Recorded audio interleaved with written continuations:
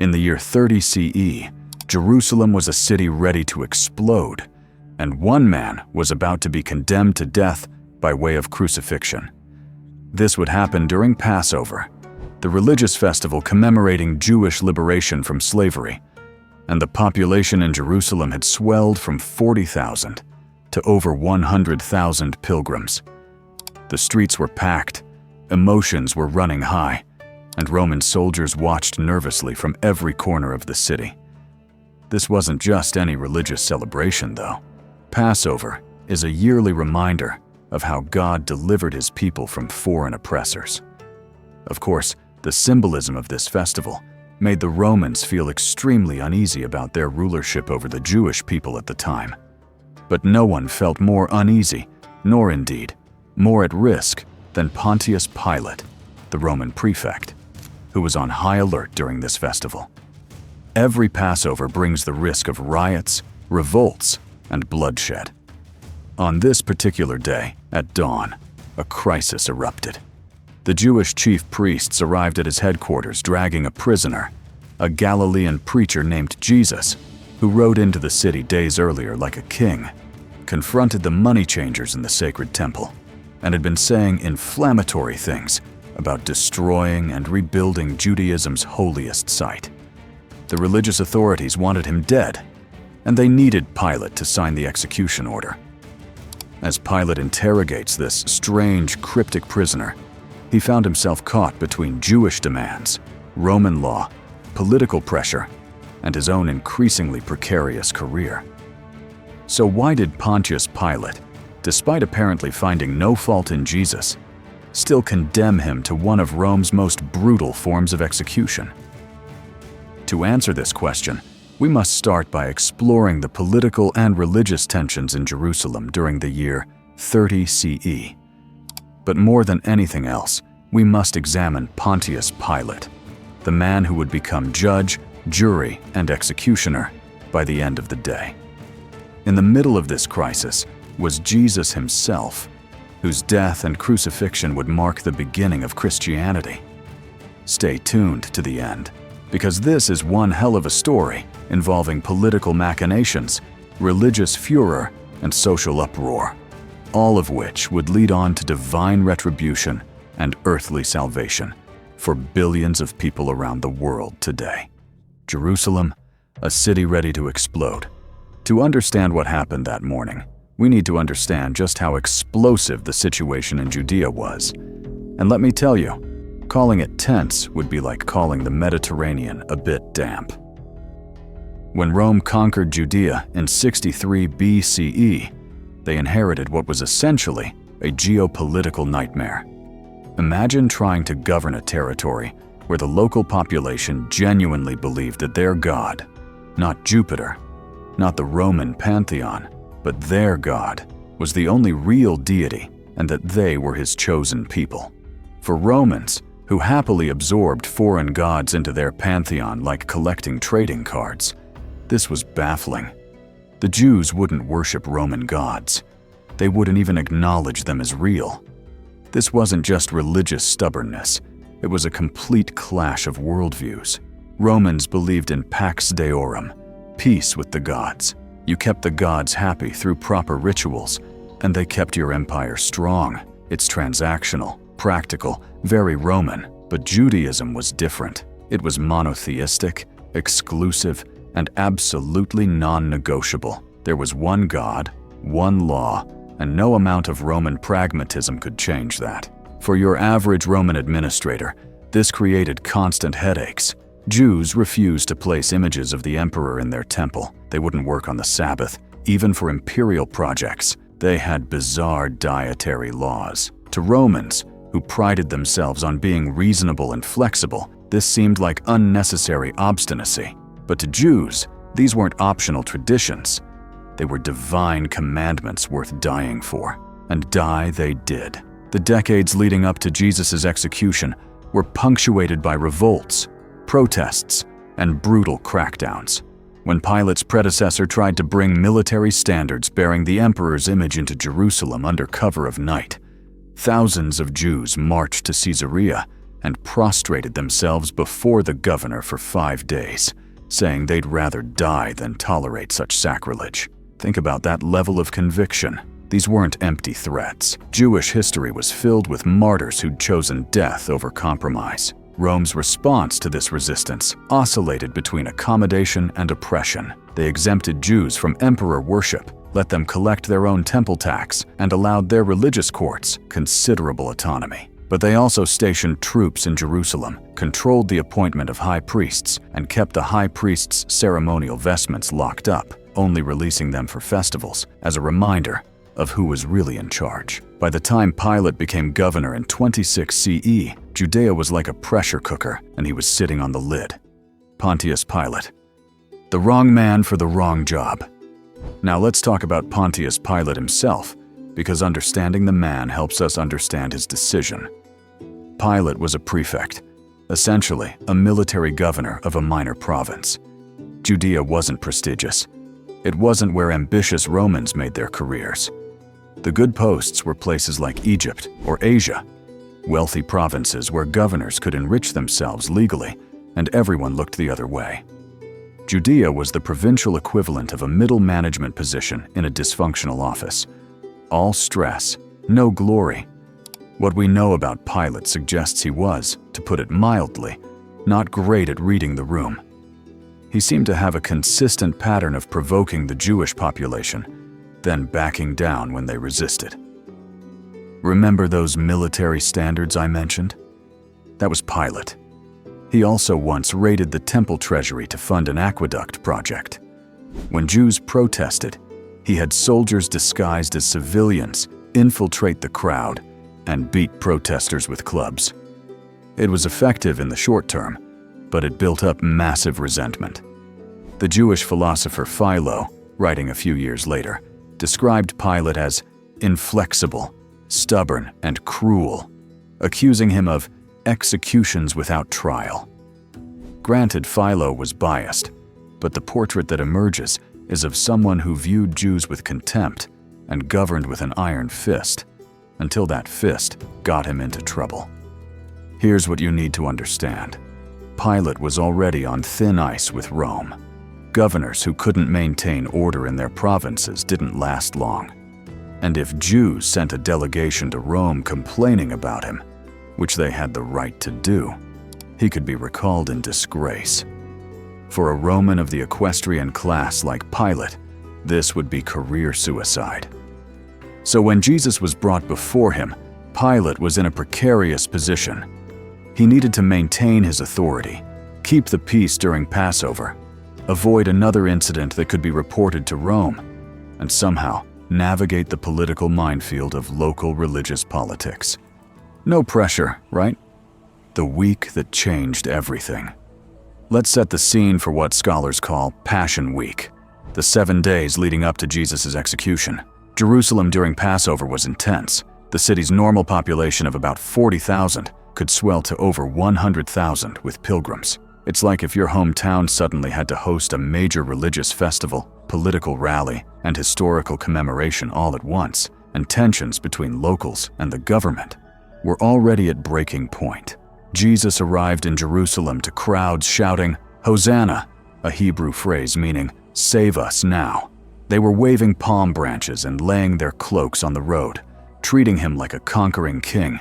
To Romans watching this, alarm bells would be ringing. King was a loaded word. Rome had emperors, not kings. Anyone claiming kingship in a Roman province was claiming independence from Rome. Then Jesus went to the temple, the absolute center of Jewish religious and economic life, and started overturning the tables of money changers and dove sellers. Now, from a certain perspective, these merchants were providing essential services. You couldn't use Roman coins with the emperor's image in the temple, so you needed to exchange them. You needed animals for sacrifice, but Jesus called it a den of thieves, essentially accusing the temple leadership of corrupting sacred space with commercialism. Think about the optics here. You've got a guy who just entered the city like a king, who now attacks the economic and religious establishment, and who's been saying mysterious things about destroying the temple and rebuilding it. The temple aristocracy, the Sadducees, who collaborated with Rome to maintain their power, saw Jesus as a threat. Not primarily a theological threat, but a political one. If Jesus sparked a revolt, Rome would crush it, and the temple leadership would lose everything. Remember our opening question? We're getting closer to understanding why Pilate made his choice. The chief priests and elders needed to eliminate Jesus, but there was a problem. They couldn't execute him themselves. Under Roman occupation, the Jewish Sanhedrin, their religious council, had lost the right to carry out capital punishment. They could try someone for blasphemy, but they needed Rome to do the actual killing. So they needed to present Jesus to Pilate in a way that made him Rome's problem, not just a Jewish religious problem. The trial, politics, pressure, and a prisoner named Jesus. The trial before Pilate, if we can even call it that, happened early in the morning, probably around dawn. The gospel accounts tell us the chief priests brought Jesus to Pilate's headquarters, but they wouldn't go inside because entering a Gentile building would make them ritually unclean for Passover. This detail is so culturally specific and so inconvenient for the narrative that it's likely authentic. Imagine the scene. Roman governor inside his palace, Jewish authorities outside, and a prisoner caught in between. When Pilate asked what charges they were bringing, their answer was politically calculated. They didn't say, "He claims to be the Messiah," or "He's committing blasphemy." Those were religious issues Rome didn't care about. Instead, they said Jesus was misleading the nation, opposing paying taxes to Caesar, and claiming to be Christ, a king. These were accusations of sedition, rebellion against Rome itself. Here's where it gets interesting. When Pilate questioned Jesus directly, asking, "Are you the king of the Jews?" the one question that mattered from Rome's perspective, Jesus' answer was ambiguous. Depending on the gospel account, he either says, "You have said so," or asks, "Is that your own idea, or did others talk to you about me?" He's neither confirming nor denying, which is either incredibly wise or incredibly frustrating, depending on your perspective. Pilate seems to have concluded Jesus wasn't a threat. He told the chief priests, "I find no basis for a charge against him." In the Gospel of Luke, Pilate even sent Jesus to Herod Antipas, the tetrarch of Galilee, who happened to be in Jerusalem for Passover, essentially trying to make him someone else's problem. When Herod sent Jesus back, Pilate tried again. "I have examined him and found no basis for your charges. Neither has Herod." Then Pilate tried a clever trick. There was apparently a custom of releasing a prisoner during Passover as a gesture of goodwill. Pilate offered the crowd a choice: Jesus or Barabbas, described as a rebel who'd committed murder during an insurrection. Surely, Pilate thought, they'd choose the peaceful teacher over the violent revolutionary. They chose Barabbas. We're close now to answering why Pilate gave the order. But there's one more crucial element. One crucial moment. One fateful decision. The crowd, likely organized and prompted by the chief priests, began demanding crucifixion. "Crucify him! Crucify him!" This wasn't a spontaneous mob. This was political pressure, carefully orchestrated. And then came the threat that probably sealed Jesus' fate. The Jewish authorities said, "If you let this man go, you are no friend of Caesar. Anyone who claims to be a king opposes Caesar." Read that again. "You are no friend of Caesar." This wasn't just an accusation against Jesus. It was a veiled threat against Pilate himself. They were essentially saying, "If you release someone accused of sedition, we'll report you to Rome. We'll say you were soft on rebellion. We'll say you protected someone who claimed to be king." For Pilate, this was checkmate. He was already in a vulnerable position. He couldn't afford another complaint to Rome. The accusation of being no friend of Caesar could be career-ending, possibly even life-ending. In Rome's paranoid political culture, where treason trials were common and emperors were suspicious of any hint of disloyalty, such an accusation was deadly serious. The Gospel accounts tell us Pilate took water and washed his hands in front of the crowd, saying, "I am innocent of this man's blood." It's a theatrical gesture, trying to absolve himself of responsibility while still giving the order. The symbolism is rich. He's literally trying to cleanse himself of what he's about to do, even as he does it. But here's the truth. Pilate wasn't innocent. He had the power to release Jesus. No crowd could force a Roman governor to do anything. The soldiers were his. The authority was his. He could have dispersed the crowd, arrested the ringleaders, and released Jesus with a warning not to cause trouble. But he didn't. Fear and cowardice. So why did Pontius Pilate condemn Jesus to death? The answer is brutally simple: political self-preservation.